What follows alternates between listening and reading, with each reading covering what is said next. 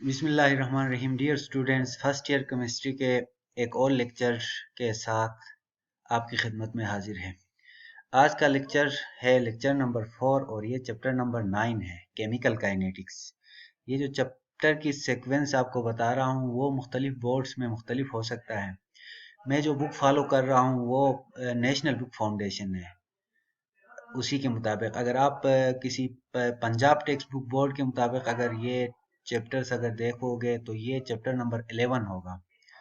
ये मैं federal board के जो सिलेबस है उसको फॉलो कर रहा हूँ, लेकिन कोई मसला नहीं है। चैप्टर का नंबर और चेंज होने से कोई मसला नहीं है, आप इससे फ़ायदा उठा सकते हैं, चाहे आप पंजाब के किसी भी बोर्ड से हो या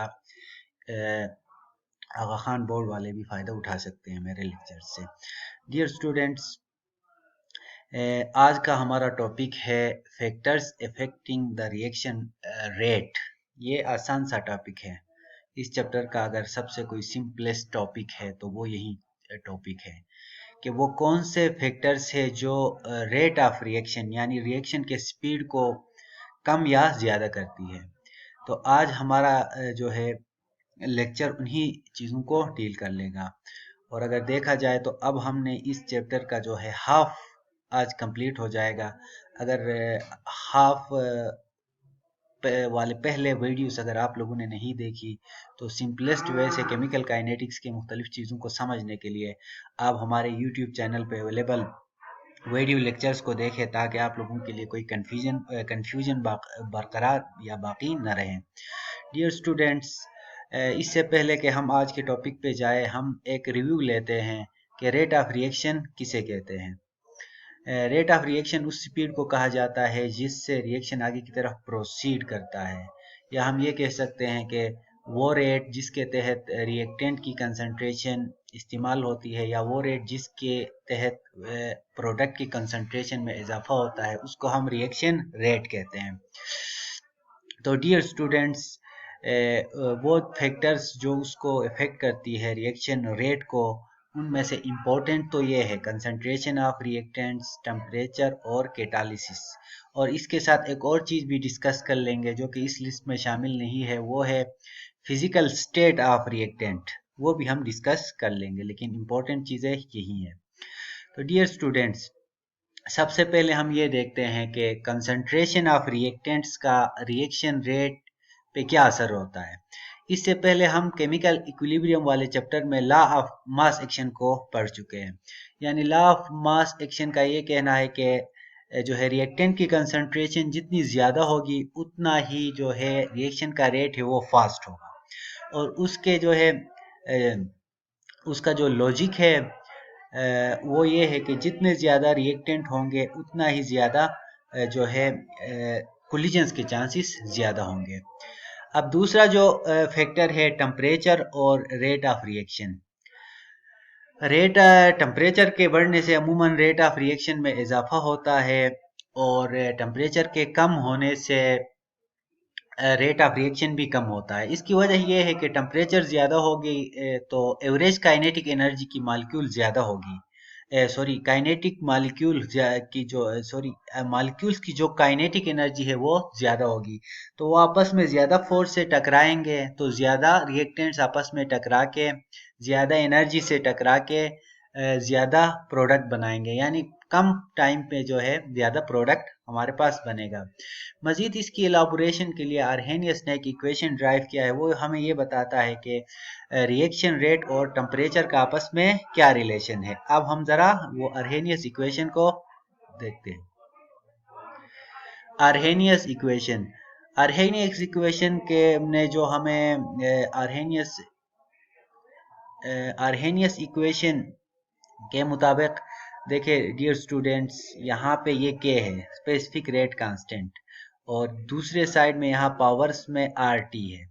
अब यहाँ पे देखिए अगर टेम्परेचर बढ़ता है तो एक्टिवेशन एनर्जी कम होती है, एक्टिवेशन एनर्जी के कम होने से रिएक्शन को जो है एनर्जी बैरियर है वो क्रॉस करने में आसानी होगी।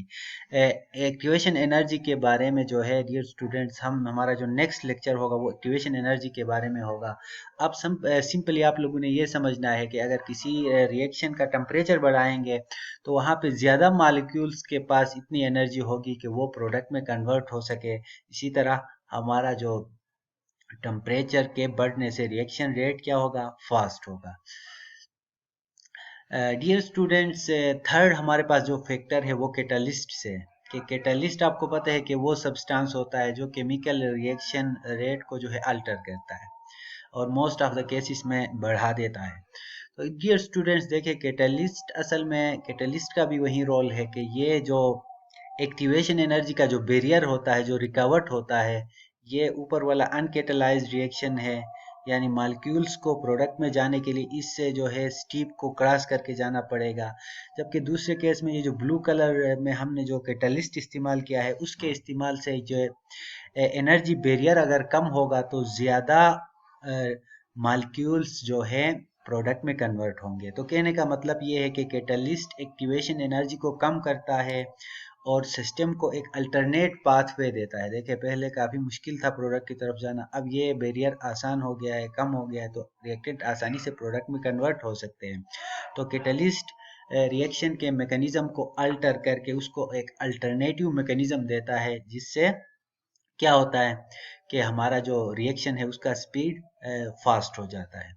डियर स्टूडेंट, लास्ट जो फैक्टर है हमारे पास, स्टेट ऑफ द रिएक्टेंट्स।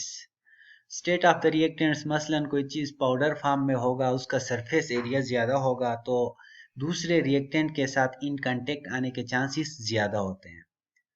तो इसी तरह जो है रिएक्शन का रेट बढ़ जाता है। मसलन हम किसी उसके नमक के, सालिम नमक के टुकड़े को अगर पानी में डालेंगे तो वो देर से पानी के अंदर हल होगा, क्योंकि वाटर और उसके मालिक्यूल्स के जो एक्टिव मालिक्यूल्स है वो आसानी से वाटर के साथ इन कांटेक्ट होंगे, लेकिन अंदर सरफेस के इनर साइड पे जो होंगे वो वाटर के साथ जो है इन कांटेक्ट नहीं आएंगे। इसी तरह कोई भी रिएक्टेंट हम पाउडर फॉर्म में इस्तेमाल करेंगे तो हमारा जो रिएक्शन रेट होगा वो बहुत ज़्यादा फास्ट होगा।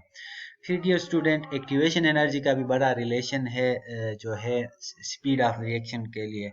जो है एक्टिवेशन एनर्जी के लिए हम एक अलग सा जो है ये प्रेजेंटेशन बनाएंगे, वीडियो लेक्चर्स अपलोड कर लेंगे, तो आप ज़रूर देख लीजिएगा।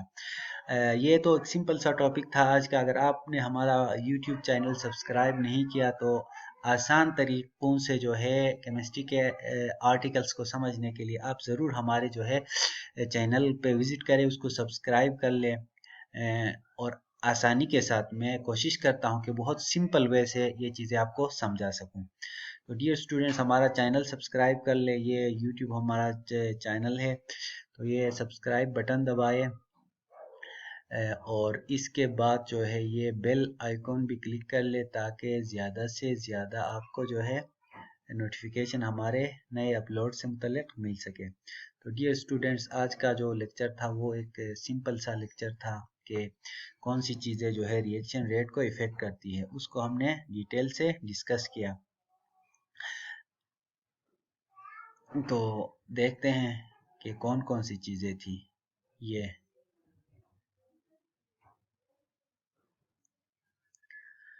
कंसंट्रेशन के बढ़ने से रिएक्शन रेट बढ़ जाता है, टेम्परेचर के बढ़ने से रिएक्शन रेट बढ़ जाता है, और कैटालिसिस के इस्तेमाल से एक रिएक्शन अल्टरनेट पाथ उसको मिल जाता है, और फिर पाउडर फॉर्म में या वो एरिया जो जिस रिएक्टेंट का सरफेस एरिया ज़्यादा हो उसको इस्तेमाल करने से रिएक्शन रेट बढ़ जाता है। तो डियर स्टूडेंट्स, आज का लेक्चर इतना ही। हम एक नए लेक्चर के साथ हाजिर